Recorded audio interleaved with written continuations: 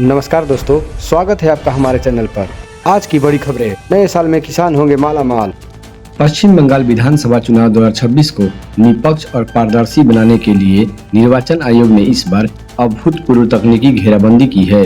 चुनाव मैदान में उतर रहे प्रत्याशियों और राजनीतिक दलों को हर गतिविधि पर नजर रखने के लिए आयोग ने पहली बार FST और SST के वाहनों पर लाइव IP कैमरे फिट किए हैं। अब दिल्ली और कोलकाता के कंट्रोल रूम से अधिकारी सीधे देख सकेंगे कि जमीन पर क्या चल रहा है।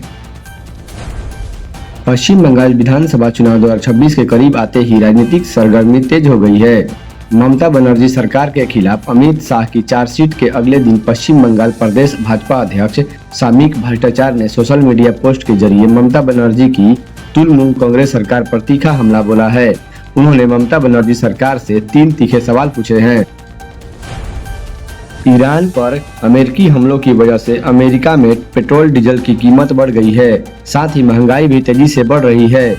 इस वजह से ट्रंप के निर्णयों से परेशान लोगों ने नो किंग्स प्रोटेस्ट की ओर तेज कर दिया है। 28 मार्च को अमेरिका में लाखों लोग विभिन्न जगहों पर सड़क पर उतरे और ट्रंप का विरोध किया।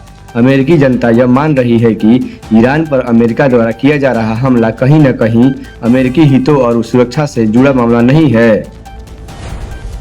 बिहार बोर्ड 10वीं में सिमुतुल्लाह आवासीय विद्यालय की छात्रा पुष्पांजलि कुमारी ने टॉप किया है। उन्हें 500 में से 492 मार्क्स मिले हैं।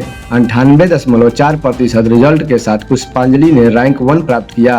बिहार के टॉपर्स फैक्ट्री कहे जाने वाले स्कूल सिमुतुल्लाह आवासीय विद्यालय से सेशन 2022-23 के बाद कोई टॉपर रैंक पर नहीं था। इस बार के रिजल्ट को देखकर यह कह सकते हैं कि Bihar board toppers factory school ने कमबैक किया है।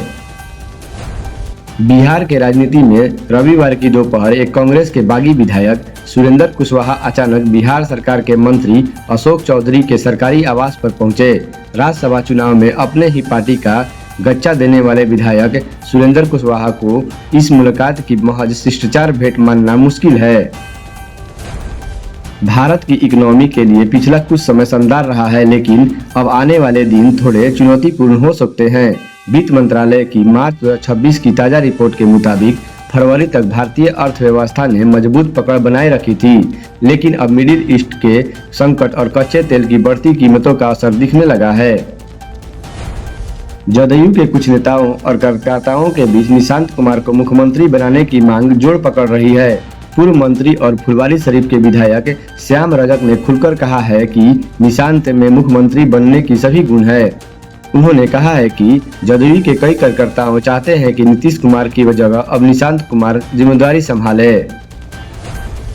बिहार में अगले 3 दिनों के लिए पटना मौसम विज्ञान केंद्र ने अलर्ट जारी किया है। 1 अप्रैल तक राज्य के अलग अलग जिलों में गरज चमक, बारिश और तेज हवा चलने की संभावना है।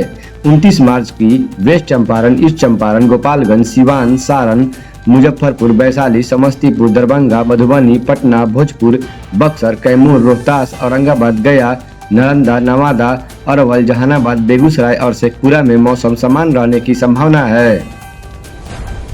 अमेरिका, इजराइल और ईरान के बीच युद्ध का आज 31वां दिन है। मिडिल ईस्ट में चल रहे युद्ध आने वाले समय में और भी भयंकर परिणाम दिखा सकता है। अमेरिका ने ईरान के पास अपनी सेना तैनाती करनी शुरू कर दी है।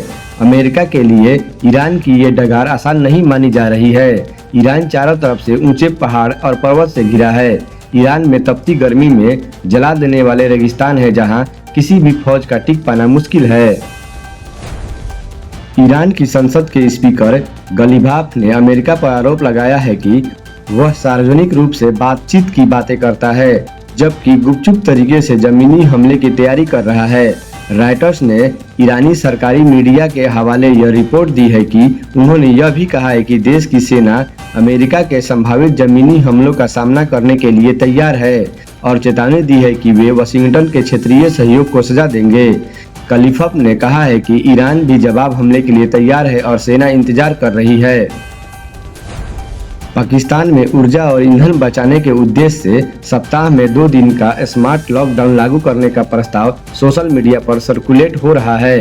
पाकिस्तानी स्थानीय मीडिया आज टीवी के अनुसार संघीय सूचना मंत्री उतल्लाह तारडे ने बताया है कि सोशल मीडिया पर पाकिस्तान में लॉकडाउन को लेकर एक नोटिफिकेशन सर्कुलेट हो रहा है जो फर्जी है। बिहार विद्यालय परीक्षा समिति द्वारा मैट्रिक वार्षिक परीक्षा में प्रथम 10 रैंक तक स्थान प्राप्त करने वाले 139 परीक्षार्थियों को पुरस्कृत किया जाएगा। बोर्ड ने बताया है कि वर्ष 2025 की तुलना में इस बार पुरस्कार राशि दोगुनी की गई है। प्रथम स्थान प्राप्त करने वाले छात्र को 2 लाख, द्वितीय स्थान प्राप्त करने वाले छात्र को 1.5 लाख व तृतीय स्थान प्राप्त करने वाले एक विद्यार्थी को 1 लाख रुपए प्रदान किया जाएगा।